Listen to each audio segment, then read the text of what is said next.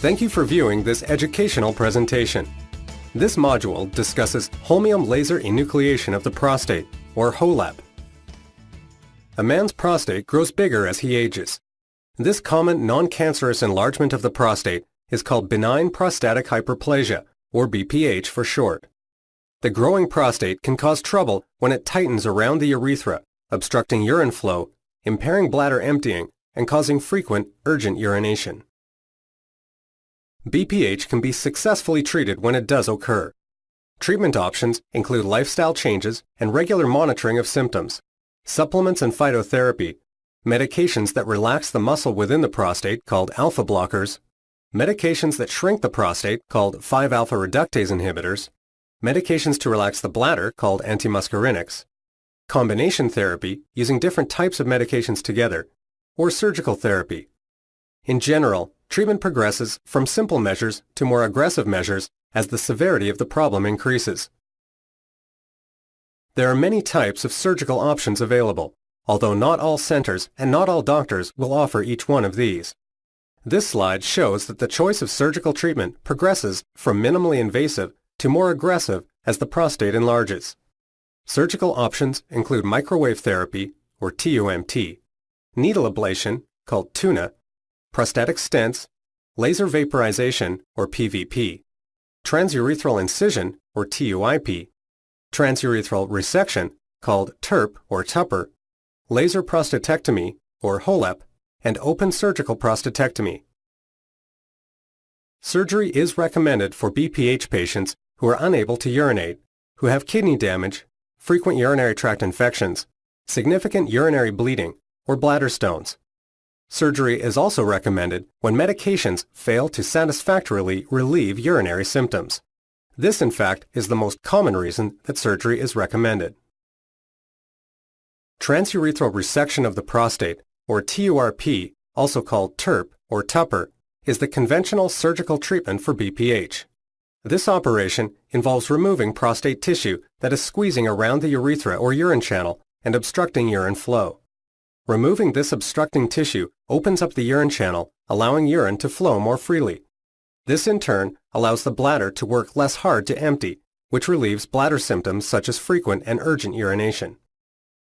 Though effective and safe, TURP can be associated with long hospital stays in some patients and slow recovery times. It carries a risk of discomfort and bleeding, retrograde ejaculation or the backwards flow of sperm into the bladder during climax, and very rarely, troubles with urinary control or incontinence, and erectile difficulty. Because of the disadvantages associated with TURP, alternative procedures for treating BPH have been introduced. One such procedure is called Holmium laser enucleation of the prostate, or HoLEP for short. Similarly to TURP, HoLEP is a surgery that removes obstructing prostate tissue. Unlike TURP, however, HoLEP uses a laser, a device that produces a beam of high-energy light, a morcellator, and a vacuum to cut out and remove the obstructing prostate tissue. Compared with TURP, HoLEP seems to be as effective at managing the symptoms of BPH, may be associated with fewer complications, may require a shorter hospital stay and catheterization period, and may have a faster recovery. It may be safer for patients on blood thinners than other surgeries, and can also be performed on extremely large prostate glands, which might normally require open surgery through the abdomen. There are a few things you can do to prepare for the HoLEP procedure. First, follow your doctor's instructions on eating, drinking, and taking or avoiding certain medications before the procedure. On the day of surgery, bring a list of all the medications you are taking and any questions you might have. Wear comfortable, loose-fitting clothing, and arrange to have a ride home, since you will not be allowed to drive for 48 hours after surgery. Your doctor may provide you with additional or different instructions. Consult your doctor if you have any questions or concerns. HoLEP is performed in the hospital. The specifics of your situation may differ, and your doctor will review the procedure with you beforehand. Typically, after arriving at the hospital, you may have some paperwork to sign, and you will then be asked to undress and change into a gown. A nurse will check your vital signs, and an intravenous or IV line may be started. Once in the operating room, you will receive various fluids and medications through your IV. You will then be given an anesthetic, which is medication that blocks the sensation of pain. If you are given a general anesthetic, you will be asleep for the surgery, and if you are given a spinal anesthetic, you will remain awake, but the lower half of your body will be numbed or frozen. Next, you will be positioned with your legs up in stirrups. The surgeon will then insert a small instrument called a cystoscope or resectoscope up through the urethra and towards the prostate. A visual lens and laser are then passed through the hollow center of the resectoscope. Next, the laser is used to cut out the obstructing prostate tissue, as shown here.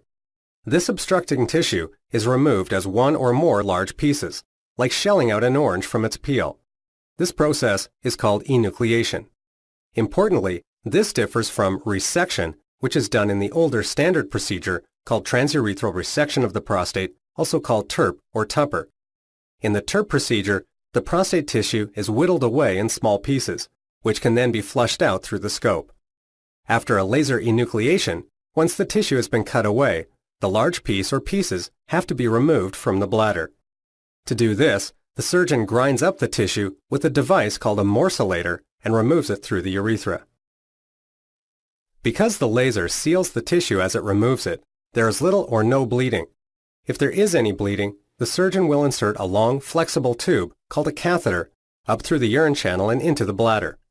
The catheter helps the bladder drain urine and is left in the body for a certain period of time, depending on the individual situation.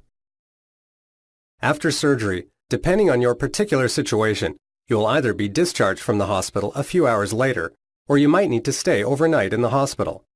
In either case, if you had a catheter inserted, you will likely not have to wear it for more than 24 hours.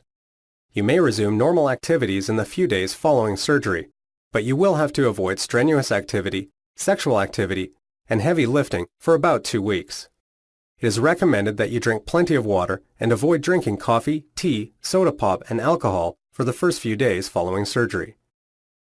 As with any surgery, there are potential risks associated with the HoLEP procedure. In the operating room, there can be damage to the bladder caused by the laser or the morcellator. After surgery, it is common for there to be a little bit of blood in the urine, and this is usually relieved by drinking more water. You may also experience some mild burning when urinating, but this should subside in about 1 to 2 weeks. Frequent urination or an urgency to urinate for the first month following surgery is also normal, and your doctor may suggest some medications to relieve these symptoms. There may also be need for a catheter, the tube passed into the bladder to help urine drain, but this shouldn't last longer than a few days. If this is the case, your doctor or nurse may teach you how to care for and remove the catheter yourself.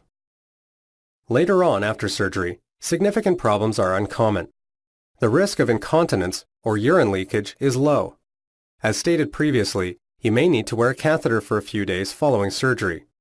HoLEP surgery should not affect your ability to have an erection or an orgasm, though backwards or retrograde ejaculation may occur. In this, the ejaculate goes backwards into the bladder instead of forwards out of the urethra. Retrograde ejaculation is harmless, but it can decrease the chance of fathering children without assistance. Finally, it is possible to develop scar tissue at the site of surgery, or have some prostate tissue regrow, even years later, which may obstruct your urine flow again and require another procedure later on.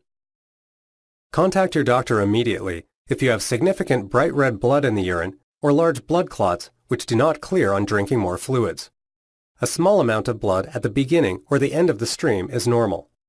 Also, contact your doctor if you develop a fever of over 101 degrees Fahrenheit or 38 degrees Celsius, an inability to urinate for more than 4 hours despite a feeling of fullness, a feeling of bladder fullness that does not go away after urinating, or severe pain at any time. Following the HoLEP procedure, patients experience immediate relief and immediate improvement in urine flow. A full recovery, though, including an improvement in urgency and getting up at night, can take up to 3 months. To summarize, Holmium laser enucleation of the prostate, or HoLEP for short, offers BPH patients a safe, effective, well-established alternative to traditional surgery. HoLEP uses a laser to cut and remove obstructive prostate tissue, allowing urine to flow better. It quickly relieves urinary symptoms, is usually blood-free and painless, does not often require catheterization, has a very short recovery period, and produces long-lasting results for most patients. This slide lists some of the many resources available where you can find more information about holmium laser enucleation of the prostate. These current references were used to assist in the preparation of this module. All of these are available through your local medical library or the internet if you are interested in more detailed reading on this subject.